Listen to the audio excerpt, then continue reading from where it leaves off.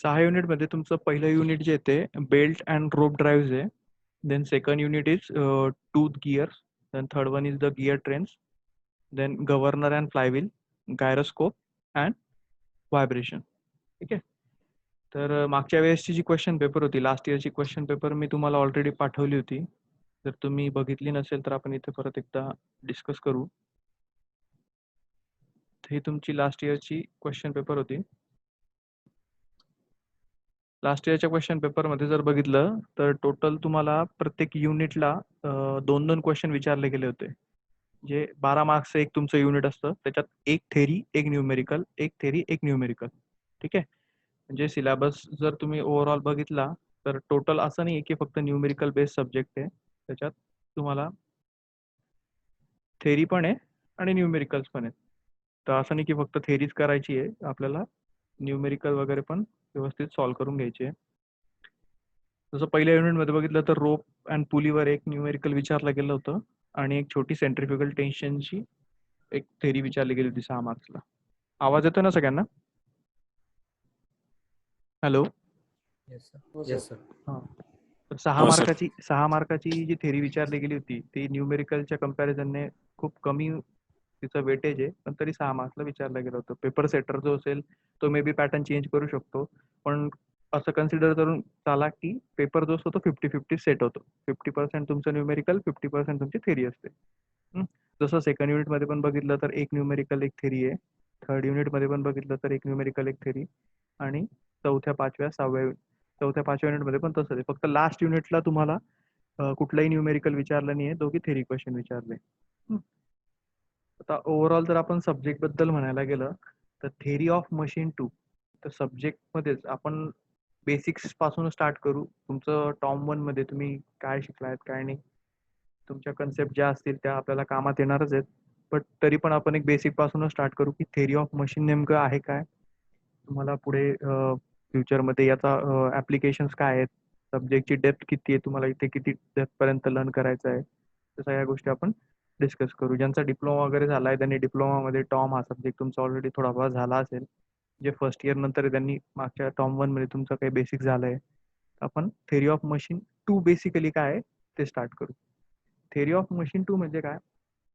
Simple त्याच्या नावातच आहे theory of machine means the theory behind the machines or manufacturing of machine. जसं तुम्ही मॅन्युफॅक्चरिंग सब्जेक्टमध्ये शिकला असाल की how to manufacture a particular object by different different method like casting, then machining, या सगळ्या वेगवेगळ्या मॅन्युफॅक्चरिंग प्रोसेसरने तुम्ही एखादा पर्टिक्युलर पार्ट जो असतो तो मॅन्युफॅक्चर करू शकता. पण होतं काय, थेरी ऑफ मशीनमध्ये आपण एक बेसिक मेकॅनिझम शिकतो की कुठलंही मशीन जे एक कुठलंही मशीन जर आपण पकडलं तर त्याच्यात एन नंबर ऑफ पार्ट्स पासून तो मॅन्युफॅक्चर झालेला असतो. ठीक आहे. छोटे छोटे पार्ट्समध्ये सुरुवातीला समजा तुम्हाला एखादी कार बनवायची, कार जर समजा तुम्ही एक मशीन बघितलं तर पूर्ण कार तशी तशी मॅन्युफॅक्चर होत नसते. त्याच्यातले एक एक पार्ट आपण काय करतो, मॅन्युफॅक्चर करतो किंवा प्रोड्यूस करतो आणि नंतर त्यांना काय करत असतो, असेंबल करत असतो. ठीक आहे. तर थेरी ऑफ मशीनमध्ये तुम्हाला तसंच एक एक पार्टचा स्टडी करायचा आहे.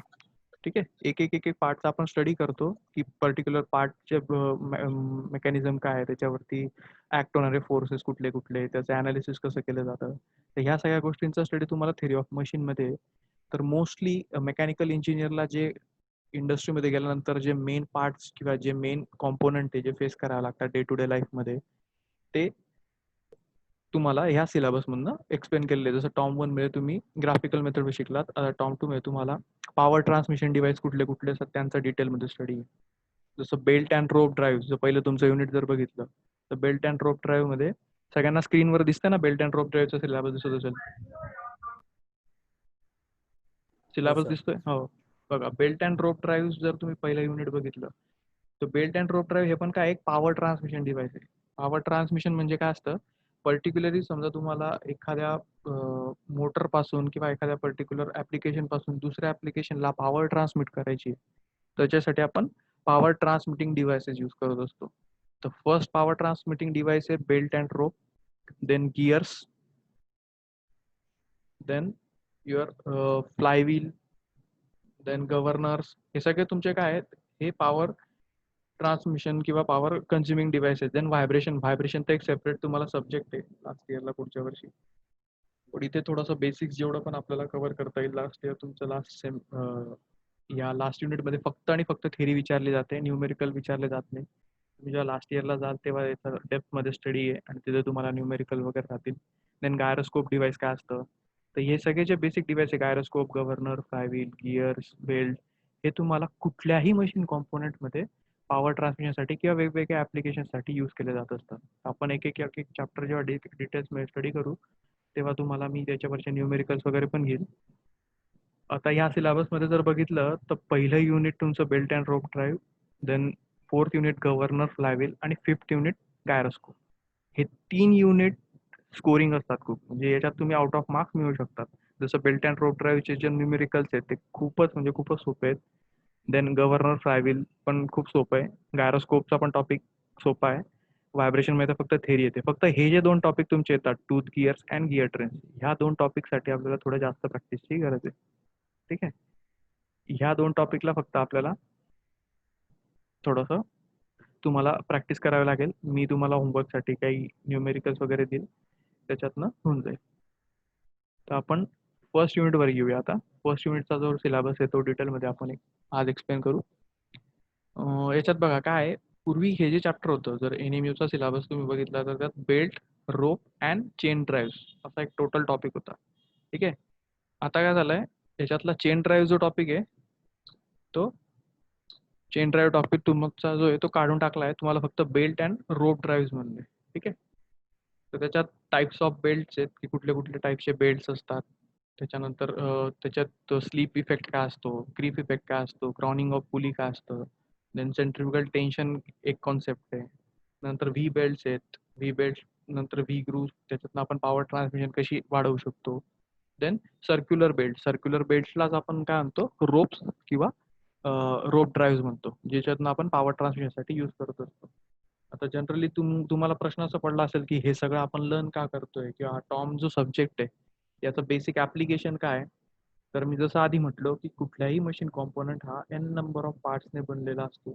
तर जेव्हा असेंब्ली आपण करतो, त्या असेंब्ली करत असताना आपल्याला ह्या पर्टिक्युलर एक एक पार्ट्सचं ॲप्लिकेशन किंवा फंक्शन जर माहिती असेल तर आपण 100% इफिशियंट एखादा पार्ट बनवू शकतो. फॉर एक्झाम्पल जर तुम्हाला सांगायचं गेलं, जर लास्ट इयरला तुम्ही एखादा प्रोजेक्ट बनवला, जर एखादी समजा तुम्ही कार वगैरे बनवत असाल, सिम्पल रेसिंग कार वगैरे, तर त्या केसमध्ये तुम्हाला पूर्ण सगळे डिझाईन करावं लागतील. की मोटर डिझाईन केली तुम्ही, इंजिन डिझाईन केलं, तर इंजिन डिझाईन केल्यानंतर इंजिनपासून निघणारी जी आउटपुट शाफ्टमधून जी पॉवर आहे, ती पॉवर तुम्हाला तुमच्या व्हील्सला ट्रान्समिट करायची. तर ती व्हील्सला ट्रान्समिट करण्यासाठी कुठले कुठले डिव्हायसेस आहेत, कोणत्या कंडिशनमध्ये कुठलं डिव्हाइस आपण यूज करतो, तर या सगळ्यांचा स्टडी म्हणून आपण एक टॉम 2 मध्ये हे सगळे टॉपिक आपण शिकणार आहोत. जसं गव्हर्नर काय करत असतं, गव्हर्नर तुमचं फ्युएल गव्हर्निंग करत असतं. जो पण तुमचा फ्युएलचा सप्लाय असतो तो कमी जास्त, जसं तुम्ही स्पीड कमी जास्त करता तसं तुमचं तो सप्लाय गव्हर्निंग करायचं काम गव्हर्नर करत असतो. फ्लायव्हील काय करतो, तुमची एनर्जी हा जेव्हा पॉवर स्ट्रोकला जी एनर्जी मिळते तिला तो सेव्ह करून ठेवतो तिच्या लोडमध्ये किंवा वेटमध्ये, आणि जेव्हा एक्झॉस्टला तुम्हाला ती पॉवर हवी असते त्यावेळेस तो एक्झॉस्टला किंवा कॉम्प्रेशनला जी पॉवर लागत असेल तेव्हा तो तिला रिलीव्ह करत असतो. तर एक हे पण पॉवर स्टोरिंग डिव्हाइस म्हणून त्याचा यूज आहे. देन गायरोस्कोप, गायरोस्कोप हा जनरली एक इफेक्ट आहे आणि त्या इफेक्टवर आपण गायरोस्कोप डिव्हाइस जे आहे ते बनवलेले आहे. जनरली जे पण तुमचे एअरक्राफ्ट आहेत किंवा तुमचे कार्स आहेत त्यांच्या मुवमेंट्स कशा होतात, तो एअरक्राफ्ट तुमचा लिफ्ट कसा होतो किंवा त्याची ड्रॅगिंग पोझिशन कशी असते, शिपमध्ये पण लिफ्ट अँड ड्रॅगिंग किंवा पिचिंग ह्या कंडिशन कशा असतात, त्याच्यासाठी हा गायरोस्कोपिक इफेक्ट आपण शिकतो. आणि लास्ट युनिट बद्दल जर बोललं तर व्हायब्रेशन. व्हायब्रेशन हा खूप मोठा टॉपिक आहे, पण आपण एक ओव्हरऑल जर फक्त एवढं सांगायला गेलं तर कुठल्याही मशीन कॉम्पोनंटचं जे फेल्युअर असतं ते फेल्युअर होण्यामागचं सगळ्यात मोठं रिझन आहे व्हायब्रेशन. तर आपल्याला काय करायचं आहे, हे व्हायब्रेशन मिनिमाइज करायचं आहे. आपण व्हायब्रेशन पूर्णपणे अवॉइड नाही करू शकत, त्याला फक्त मिनिमाइज करू शकतो. ओके. तो हे व्हायब्रेशन मिनिमाइज करण्यासाठी आपल्याला व्हायब्रेशनचे मेकॅनिकल व्हायब्रेशन काय असतं, क्रिटिकल स्पीड काय असतं, टॉर्शनल व्हायब्रेशन काय असतं, हे सगळं आपल्याला डिटेलमध्ये स्टडी करायचं आहे. ओके. आवाज येतोय सगळ्यांना? मध्ये मध्ये कन्फर्म करत राहा, कारण नाहीतर हॅलो. Yes, sir. ओके हो सर. ओके येतोय सर येतोय. हो. आपण आता मी तुम्हाला मागच्या वर्षी जी क्वेश्चन पेपर आहे त्याच्यातला एक सिंपल हे दाखवतो की जर तुम्हाला पेपर आपण अनालिसिस याच्यासाठी करतोय कारण या सब्जेक्टमध्ये तुमचा स्कोर किती होऊ शकतो. तुम्ही स्टार्टिंग पासून जर तसं टार्गेट ठेवलं तर तुम्हाला एक आयडिया येऊन जाईल की 6च्या 6 युनिटमधनं आपल्याला किती टॉपिक स्टडी करायचा आहे आणि कुठल्या टॉपिकवर जास्त फोकस करायचा आहे. बघा, आता जसं पहिल्या युनिटमध्ये हा जो न्यूमेरिकल आहे, खूप सोपे न्यूमेरिकल आहेत. फर्स्ट युनिटचे न्यूमेरिकल आणि गायरोस्कोपचे न्यूमेरिकल म्हणजे तुम्हाला अक्षरशः असं वाटेल की 10वी, 12वी, 11वीला तरी थोडेफार आपल्याला कठीण न्यूमेरिकल असायचे. त्याच्यापेक्षा पण सोपे न्यूमेरिकल आहेत. याच्यात फक्त एक फॉर्म्युला असतो. कंडिशन्स फक्त आपल्या लक्षात आली. गिवन थिंग वाचल्यानंतर कंडिशन लक्षात घ्यायची, फॉर्म्युला पुट करायचा आणि आन्सर काढायचं. जास्तीत जास्त 4 ते 5 मिनिटात तुमचा एक न्यूमेरिकल सॉल्व्ह होतो. म्हणजे तुमचं फर्स्ट युनिट आहे, रोप अँड बेल ड्राईव्ह हा तुमचा स्कोरिंग पार्ट आहे. याच्यात जर 2 न्यूमेरिकल आले तर दोघी न्यूमेरिकल सॉल्व्ह करायचे. थेरी शक्यतोवर टाळायची. देन तुमचा third unit sorry fourth unit हे तुमचं गायरोस्कोप गव्हर्नर आणि फ्लायव्हील याच्यात पण शक्यतोवर 2 न्यूमेरिकल जर आले तर दोघी न्यूमेरिकल सॉल्व्ह करा आणि लास्टचे जर 5व्या युनिटमध्ये पण बघा इथे 2 न्यूमेरिकल विचारले गेले. आता हे दोघी न्यूमेरिकल जर तुम्ही बघितले, तुम्हाला स्टेटमेंट वाचून जर असं वाटत असेल की खूप जर सर लॉंग स्टेटमेंट आहे. हॅलो, हां बोल. सर क्वेश्चन पेपर नाही दिसत आहे. दिसत नाही का? ओके ओके, एक मिनिट मी स्क्रीन नाही शेअर सर, करतो. क्वेश्चन पेपर नाही दिसत आहे. ठीक आहे, मी स्क्रीन शेअर करतो.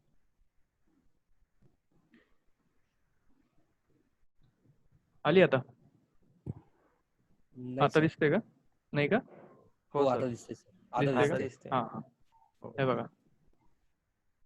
हां, हे बघा पहिल्या युनिटमध्ये एक न्यूमेरिकल आहे आणि एक थेरी आहे. आणि मी तुम्हाला गायरोस्कोप बद्दल सांगत होतो. तो गायरोस्कोप मध्ये ते तुम्हाला 2 न्यूमेरिकल विचारले गेले. आता इथे बघा तर स्टेटमेंट जर बघितलं तर एक 6 ते 7 लाईनचं स्टेटमेंट दिसतंय ना. पण हे न्यूमेरिकल्स मध्ये फक्त तुम्हाला एक बेसिक 2 ते 3 फॉर्म्युले अप्लाय केल्यानंतर तुम्हाला गायरोस्कोपिक कपलची व्हॅल्यू काढता येते. फक्त याच्यात कसं असतं कंडिशन्स असतात. जसं तुम्ही बघा एफएम मध्ये सबमर्जच्या कंडिशन, सबमर्ज बॉडीच्या कंडिशन किंवा फ्लोटिंग बॉडीच्या कंडिशन शिकला असाल किंवा मेटासेंट्रिक हाईट किंवा मेट्रो सेंटरमध्ये जेव्हा मेट्रो सेंटर आणि तुमचा gravity centre of gravity CG याच्यात जो अबव असेल तर कंडिशन्स काही असतात, जर बिलो असेल तर काही कंडिशन्स वेगळ्या असतात. तर तशाच कंडिशन्स याच्यात आहेत की बुवा जेव्हा पण गायरोस्कोपिक कपल हा जो असतो, जेव्हा एरोप्लेन राईटला टर्न घेतो तेव्हा त्याच्या कंडिशन्स काय होतील, जेव्हा लेफ्टला टर्न घेतो तेव्हा त्याच्या कंडिशन्स काय असतील. या 6 ते 12 कंडिशन्स आहेत. 6 कंडिशन्स तुमच्या एरोप्लेनसाठी आणि बाकीच्या शिपसाठी कंडिशन्स आहेत. तेवढ्या कंडिशन्स जर तुम्ही बघितल्या ना तर तेवढ्या कंडिशन्सवरच फक्त हे न्यूमेरिकल्स असतात. ह्या युनिटला तुम्हाला 100% 12च्या 12 मार्क्स मिळायलाच पाहिजे. स्कोरिंग होतो. एकदम सोपे न्यूमेरिकल्स असतात. त्याच्यानंतर हा एक तुमचा मागच्या वर्षी विचारला गेलेला न्यूमेरिकल आहे. जो गव्हर्नरचा न्यूमेरिकल आहे. हा पण सोपा न्यूमेरिकल आहे. त्याच्यानंतर हे फर्स्ट युनिटचे न्यूमेरिकल सोपे आहेत. फक्त सेकंड आणि थर्ड युनिटचा जो पार्ट आहे याच्यात याच्यात जर तुम्ही डेप्थ बघितली तर न्यूमेरिकलची डेप्थ थोडी जास्त असते. तुम्हाला प्रॅक्टिस खूप लागते. त्यापेक्षा तुम्ही सेकंड आणि थर्ड युनिटला जर कधी फक्त थेरॉटिकल पार्ट आहे त्याच्यावर फोकस केला, न्यूमेरिकल समजा स्किप पण केले, तरी ऑलमोस्ट तुमचा जवळपास सगळा पेपर कव्हर होऊन जातो. जे तुम्ही चांगल्यापैकी स्कोर करू शकता. जर तुम्ही सेकंड आणि थर्ड युनिटचे न्यूमेरिकल जरी स्किप केले तरी सुद्धा. म्हणून आपण शक्यतोवर काय करणार आहे, first unit, then fourth, then fifth आणि सिक्स्थ हे युनिट पहिले कव्हर करून घेऊ आणि मग लास्टला आपण सेकंड आणि थर्ड युनिटवर फोकस करू. ठीक आहे? कारण तुमचं गिअर्स अँड गिअर्स ड्राईव्ह हा जो टॉपिक आहे हा परत मशीन डिझाईनमध्ये तुम्हाला डिझायनिंगसाठी लागणारच आहे. तर डिझायनिंगच्या वेळेस पण तुम्ही त्याचे न्यूमेरिकल वगैरे सॉल्व्ह करणार. ठीक आहे? सिलेबस आपला हा आहे. तर आपण आज फर्स्ट युनिट थोडं स्टार्ट करूया की फर्स्ट युनिट नेमकं काय आहे, बेल्ट अँड रोप ड्राईव्ह काय असतात. त्याच्यातला अजून एक टॉपिक जसा होता चेन ड्राईव्ह, मी तुम्हाला अगोदर म्हटलं. तर चेन ड्राईव्ह हा टॉपिक स्किप केलेला आहे. पूर्वीच्या वेळेस चेन ड्राईव्ह पण यूज करायचो. जनरली चेन्स ह्या तुमच्या टू व्हीलर्समध्ये आज पण यूज होतात. आज पण जर तुम्ही बघितलं तर इंजिन काय करते, बॅक तुमच्या जे पण बॅक व्हील असतो त्याला पॉवर सप्लाय करत असते. बॅक व्हीलहून तुमच्या इंजिनला एक चेन कनेक्टिव्हिटी दिलेली असते. त्या चेनने पॉवर ट्रान्समिट होत असते. किंवा सायकल जर बघितली, सिंपल सायकल, सायकलमध्ये पण जे मेकॅनिझम आहे पेडलवाला मेकॅनिझम, तर आपण पेडल मारल्यानंतर चेन थ्रू आपण पॉवर ट्रान्समिट करतो आणि मागच्या व्हीलला जाते आणि मग तिथून तुमचं जे पण व्हील आहे ते मुवमेंट होत असतं. तर बेसिकली हे काय belt, rope and chain drive हे तिघही पॉवर ट्रान्समिटिंग डिव्हाइसेस आहेत. मग आता तुम्हाला प्रश्न असा पडेल की सर मग असं का की रोप आपण काही बेल्ट पण आहेत, रोप पण आहे, चेन पण आहेत, नंतर गिअर्स पण आहेत. तर हे डिसाईड होतं सर तुमचं distance between driving and driven pulley. की समजा एक ड्रायव्हिंग पुली आहे, एक ड्रायव्हिंग मेंबर असतो, एक ड्रिव्हन मेंबर असतो. ड्रायव्हिंग मेंबर काय, जो ड्राईव्ह करत असतो. म्हणजे समजा एखाद्या इंजिनचा आउटलेट जिथून पॉवर आपल्याला मिळते, तो काय करेल, ड्राईव्ह करेल. आणि दुसरा काय असेल, ड्रिव्हन मेंबर, म्हणजे जो काय तो चालत त्याच्यावरती. तर हे ड्रायव्हिंग आणि ड्रिव्हन मेंबर दोन जे कॉम्पोनंट आहे, याच्यातलं जे डिस्टन्स आहे, त्या डिस्टन्सवर आपण डिसाईड करतो की आपण कुठलं ट्रान्समिशन डिव्हाइस यूज करायला हवं, बेल्ट यूज करायला हवं का, रोप यूज करायला हवं की चेन यूज करायला हवे की गिअर्स यूज करायला हवे. ठीक आहे. जिथे दोन particular driving and driven member मधले जे डिस्टन्स एकदमच मिनिमम असेल, तिथे आपण गिअर्स यूज करतो. जर तुम्ही गिअरचं स्ट्रक्चर बघितलं असेल तर दोन गिअर एकमेकांना, एक क्लॉकवाईज फिरतो, दुसरा अँटी क्लॉकवाईज फिरतो आणि तो पॉवर ट्रान्समिशन करत असतो. ठीक आहे. तसंच बेल्ट आणि रोप ड्राईव्हचे पण एक्झाम्पल बघितले तर बेल्ट ड्राईव्हचं एक्झाम्पल तुम्हाला सांगतो बेस्ट. तुम्ही जर चक्कीवर गेला असाल दळण वगैरे दळायला, तर त्या चक्कीला खाली रोटरला पट्टा लावलेला असतो आणि तो एका मोटरला कनेक्ट केलेला असतो, बरोबर.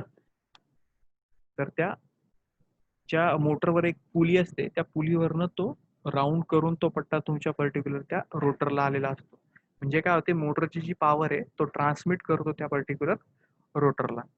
तर हे रोटरला पॉवर ट्रान्समिशनसाठी आपण बेल्ट यूज केलेले आहे.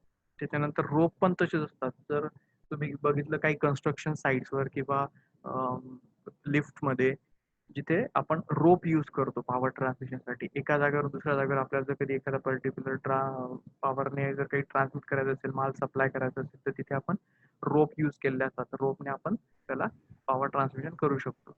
ठीक आहे. तर बेल्ट ड्राईव्ह आणि रोप ड्राईव्ह दोघांमध्ये ऍडव्हान्टेजेस काय, डिसएडव्हान्टेजेस काय, त्याच्यानंतर कुठल्या कंडिशनमध्ये कुठले यूज केलं पाहिजे, हे सगळं आपण डिटेलमध्ये स्टडी करू.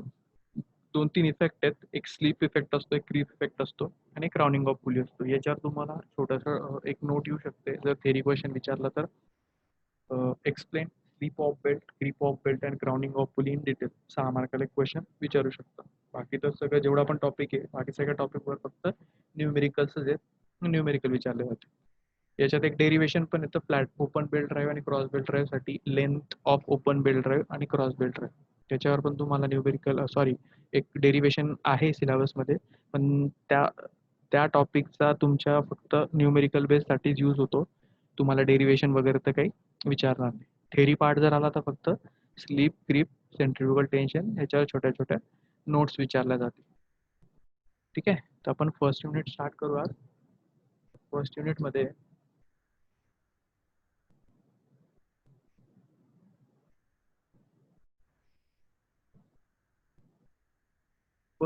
मागच्या वर्षीच्या मी हँड रिटन नोट्स आहेत माझ्याकडे, जे मी मागच्या वर्षी पण टॉम टू शिकवला होता. तर हे टोटल 5-6 युनिट आहेत तुमचे. पहिल्या युनिटच्या मी नोट्स वगैरे ज्या बनवल्या होत्या, मी तुम्हाला ग्रुपला टाकून देईल. तुम्ही तिथून बघू शकता, वाचू शकता, किंवा बुक पण आहे. बुकची पण मी एक PDF कॉपी तुम्हाला टाकून देईल. या सब्जेक्टसाठी तुम्हाला जे बुक वापरायचं आहे ते RS कुर्मीचं टॉमचं जे बुक येतं तेच बुक वापरायचं आहे. आणि तुमचा पेपर जो येतो तिथूनच सेट होतो. न्यूमेरिकल्स वगैरेचे ते तिथूनच विचारले जातात. थोडीफार व्हॅल्यू चेंज होईल, बाकी काही टॉपिक चेंज होणार नाही. तर आज आपण फंक्शन ऑफ बेल्ट आणि थोडासा पार्ट कव्हर करू. तर जसं मी तुम्हाला अगोदर म्हटलं की बेल्ट ड्राईव्ह किंवा रोप ड्राईव्ह हे पॉवर ट्रान्समिशन डिव्हाइसेस आहेत. पॉवर ट्रान्समिशनसाठी आपण यूज करतो. तर फर्स्ट टॉपिक आहे त्याच्यातला function of belt and rope drive, की व्हॉट इज द बेसिक. जर आला तो 2 मार्काला क्वेश्चन तर विचारू पण शकतात, what are the functions of belt and rope drive. तर त्याच्यात तुम्हाला एक्सप्लेन करता आलं पाहिजे. तर काय, belt and rope drive are, okay okay okay. तुमचा टाइम आउट होता, आय थिंक झूमचा काहीतरी 40 मिनिटाचाच टाइम आउट आहे. तर 40 मिनिटं जवळपास आपले होण्यात आले वाटतं, म्हणून तो रिमाइंडर देतोय मला. ठीक आहे, जोपर्यंत लेक्चर कंटिन्यू होते तोपर्यंत करूया. त्याच्यानंतर स्टॉप झालं की मी तुम्हाला ह्या लेक्चरचं जे व्हिडिओ रेकॉर्डिंग आहे ते ग्रुपला टाकून देईन. जेवढं कव्हर करता येईल तेवढं करू. ठीक आहे. The belt and rope drives are used to transmit the power from one shaft to another shaft. ठीक आहे. आता हे शाफ्टचं कन्फ्युजन करायचं नाही, कारण बोर्डवर जर मी तुम्हाला एक एक्सप्लेन करू शकलो असतो की शाफ्ट असा आहे, शाफ्ट असा आहे. मी पुढच्या लेक्चरला वाटल्यास तर त्याची PPT वगैरे बनवून घेईल, किंवा आपल्या बुकमध्ये काही डायग्राम्स आहेत, त्या डायग्रामवर एक्सप्लेन करेल की ड्रायव्हिंग शाफ्ट कसा असतो, ड्रिव्हन शाफ्ट कसा असतो. फक्त एवढं लक्षात घ्या की एक 2 शाफ्ट आहेत, त्या 2 शाफ्टमध्ये आपल्याला पॉवर ट्रान्समिशन करायची आहे, तर ती कशी केली जाईल? With the help of pulleys and rope and belt drives. त्या शाफ्टवर आपण पुलीज माउंट करू आणि त्या पुलीजवरनं बेल्ट किंवा रोपने आपण ती पॉवर ट्रान्समिशन करू. ठीक आहे? Okay. The amount of power transmission is depend upon. आता ठीक आहे, ती जी पॉवर आपण ट्रान्समिशन करणार आहे ती काही फॅक्टर्सवर डिपेंड असते. तर हे काही 5 ते 6 फॅक्टर आहेत ज्याच्यावरती पॉवर ट्रान्समिशन डिपेंड असते. तो first is your velocity of belt. जो तुम्ही बेल्ट त्या पर्टिक्युलर 2 शाफ्टवर माउंट केलेला आहे त्याची व्हेलॉसिटी किती आहे, त्या व्हेलॉसिटीवर. Then the tension under which the belt is place on that pulley. जो पण आपण बेल्ट त्या 2 पुलीवर माउंट केलेला आहे त्याच्यातलं जे टेन्शन आहे ते टेन्शन, समजा जर बेल्ट थोडा लूज असेल तर तुमचं पॉवर ट्रान्समिशन मध्ये काय होईल, पॉवर लॉस होईल. तो पॉवर लॉस आपल्याला अवॉइड करण्यासाठी आपण काय करतो, एका पर्टिक्युलर हाय टेन्शन मध्ये त्या बेल्टला त्याच्यावर माउंट करत असतो. बघा बऱ्याचदा जर तुम्ही बघितलं ना तर तुम्ही कार सर्व्हिसिंगला किंवा मोटरबाईक सर्व्हिसिंगला किंवा कुठल्याही सर्व्हिसिंगला जर गेला असाल किंवा घरात पण काही वेळानंतर आपण कुकर वगैरेच्या रिंग्स वगैरे त्या बदलवून टाकतो. त्या का बदलवतो?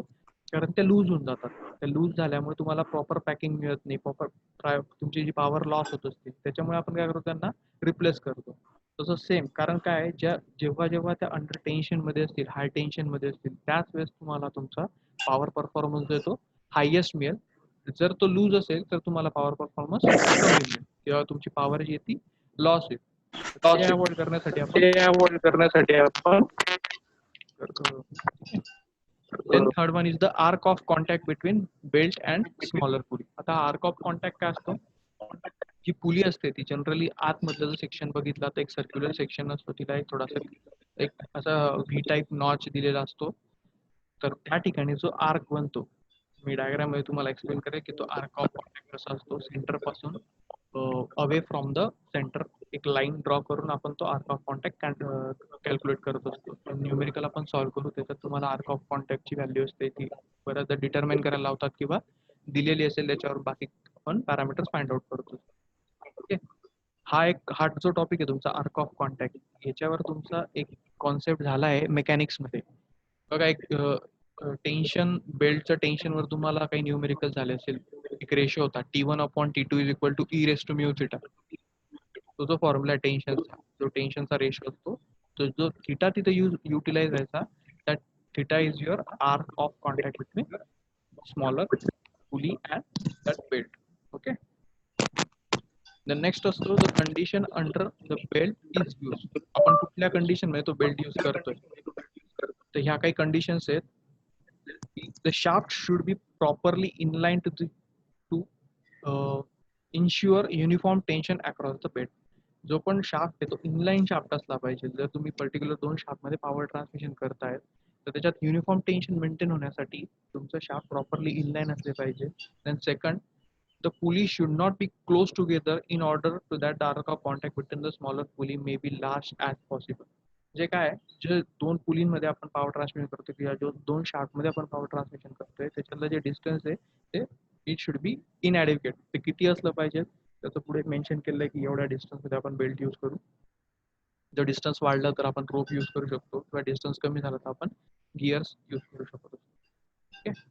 Then the pulley should not be so far as cause the belt weight high on the shaft. म्हणजे काय, जर 2 पुलींमधलं डिस्टन्स जर जास्त झालं, कमी जर झालं तर काय होईल, तुमचा आर्क ऑफ कॉन्टॅक्टवर इफेक्ट होईल. आणि जर डिस्टन्स लार्ज झालं 2 पुलीतलं तर काय होतं, त्या बेल्टचं त्या पर्टिक्युलर शाफ्टवर वेट यायला लागतं. ते वेट आल्यामुळे तुमचं पॉवर जी ट्रान्समिट करतोय त्याच्यातनं आपल्याला लॉस होईल. तो लॉस अवॉइड करण्यासाठी पण ते डिस्टन्स मिनिमम असलं पाहिजे. किंवा फ्रिक्शन लोड जो आहे, बिअरिंगवरचा फ्रिक्शन लोड जो आहे तो इन्क्रीज होतो वेट वाढल्यामुळे.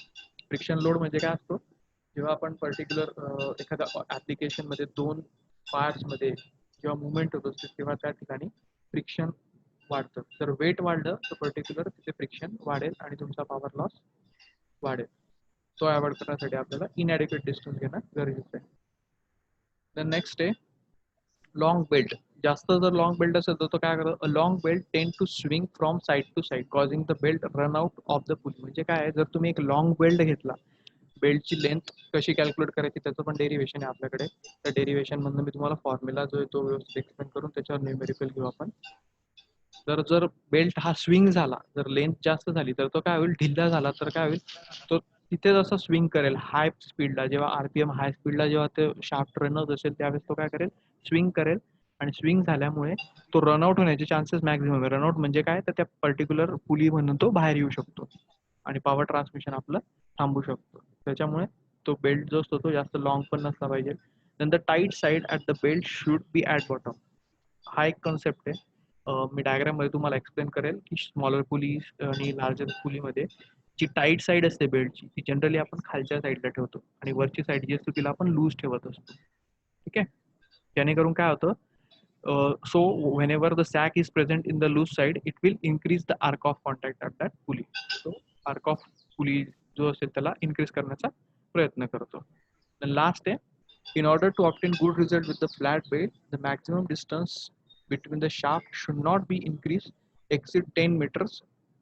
म्हणजे जे शाफ्ट आपल्याला जर पॉवर ट्रान्समिशन हायेस्ट किंवा बेटर पाहिजे असेल तर त्याच्यातलं मॅक्झिमम डिस्टन्स जे दोन शाफ्ट मधलं ते जास्तीत जास्त 10 मीटर असलं पाहिजे, त्याच्यापेक्षा जास्त डिस्टन्स नको. आणि जर कमी डिस्टन्सची गोष्ट केली तर 3.5 टाइम्स ऑफ द लार्जर पुलीची, म्हणजे लार्जर पुलीचा जो डायमीटर आहे त्या डायमीटरच्या 3.5 टाइम्स एवढंच डिस्टन्स आपण मेंटेन केलं पाहिजे. जे लॉंगर टू शॉर्टर डिस्टन्सची जी दिलेली कॅटेगरी दिलेली आहे की तुम्ही एवढ्याच ऑर्डरमध्ये रोप ट्रान्समिशनने बेल्ट ट्रान्समिशनने पॉवर ट्रान्समिट करू शकता. त्याच्यापेक्षा जर लॉंग असेल तरी तुम्हाला प्रॉब्लेम आहे, किंवा कमी असेल शॉर्टर असेल तरी तुम्हाला पॉवर ट्रान्समिशनमध्ये लॉस मिळणारच आहे. तर हे काही 5 ते 6 पॉईंट्स आहेत. मी तुम्हाला परत हे पूर्ण PDF टाकून देईल तुमच्या ग्रुपवर, तुम्ही याच्यातला जो पण थेरी कॉन्सेप्ट आहे ते वाचू शकता. हे बघा इथे एक डायग्राम दाखवलेली आहे.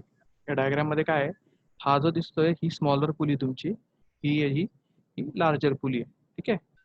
आता हे दोघी क्लॉकवाईज फिरत आहेत. हा जो बेल्ट आहे याच्यावरून क्लॉकवाईज फिरतोय. ठीक आहे. तर ही जी वरची जी साईड आहे ही स्लॅक साईड असते आणि ही जी खालची जी साईड आहे हिला टाईट साईड आपण म्हणतो. आणि जी लेंथ आहे, the length of belt should be in between the centre to centre distance between this two pulleys. या स्मॉलर पुलीचा सेंटर आणि या लार्जर पुलीचा जो सेंटर आहे या दोघांच्या मधलं जे डिस्टन्स आहे that is your length in metres and that is the length of belt. याचंच आपल्याला डेरिवेशन बघायचं आहे.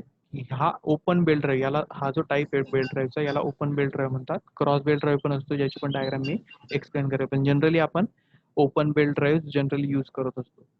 इथे बघा वरती लिहिलंय ड्रायव्हर मेंबर आणि हा असतो ड्रिव्हन मेंबर. ड्रिव्हन म्हणजे काय, जो पॉवर ट्रान्समिट करतोय, आणि हा ड्रायव्हर म्हणजे काय, तुमचा पॉवर ट्रान्समिट, आणि ड्रिव्हन तुमचा जो फिरतोय. ठीक आहे. हा ड्रायव्हर मेंबर इकडनं पॉवर ट्रान्समिशन देतोय आणि ड्रिव्हन मेंबर फिरतोय. ही स्लॅक साईड आणि ही टाईट साईड. आता खालची साईड टाईट साईड असण्यामागचं रिझन मी जसं वरतीच एक्सप्लेन केलंय की तुमचा वेट जो असतो तो प्रॉपरली डिस्ट्रीब्यूट होतो आणि पॉवर मॅक्झिमम ट्रान्समिशन तुम्हाला मिळत असतो. ठीक आहे. इथून पुढच्या ज्या कन्सेप्ट आहेत त्या पण आपण नेक्स्ट लेक्चरला एक्सप्लेन करू. What is a velocity ratio. Velocity रेशोवरच तुमचं पूर्ण युनिट आहे. d1/dt is equal to what is mean by n2/n1. n2/n1 काय असतं, वेलॉसिटी कशी कॅल्क्युलेट करता, स्पीड कसं कॅल्क्युलेट करता, याच्यात स्लीप काय असतं, हे टोटल तुम्ही एकदा वाटल्यास तर याच्यातनं बघू शकता. या नोट्स मी तुम्हाला टाकून देईल.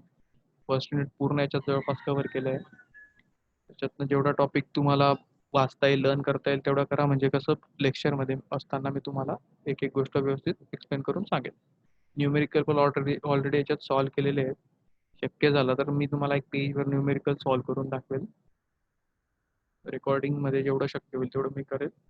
आणि बाकी जर तुम्हाला इथं याचं लेक्चर झाल्यानंतर जर काही प्रॉब्लेम्स असतील समजा, तर तुम्ही ग्रुपवर मेसेज करा, किंवा आपला टेलिग्रामचा ग्रुप आहे, टेलिग्रामच्या ग्रुपवर पण मेसेज केले तरी चालतील. किंवा जे पण तुम्हाला कन्सेप्ट कळली नसेल आपण ती गोष्ट मी तुम्हाला परत वाटल्यास तर एक्सप्लेन करून सांगेल. ओके. हा जो व्हिडिओ याचं रेकॉर्डिंग मी तुम्हाला ग्रुपला टाकून देईल. ज्यांनी कोणी समजा बघितलं नसेल लेक्चर ते बघू शकतात, किंवा तुम्हाला पण जर परत बघायचं असेल तर तुम्ही बघू शकता. सिलेबस आपला जवळपास एक्सप्लेन करून झाला आहे. बुक्स बद्दल जर सांगायचं झालं तर फक्त एकच बुक आहे जे आपण टॉम साठी वापरतो, RS खुर्मी, तेच बुक वापरा. त्याची PDF कॉपी मी तुम्हाला ग्रुपला टाकून देईल.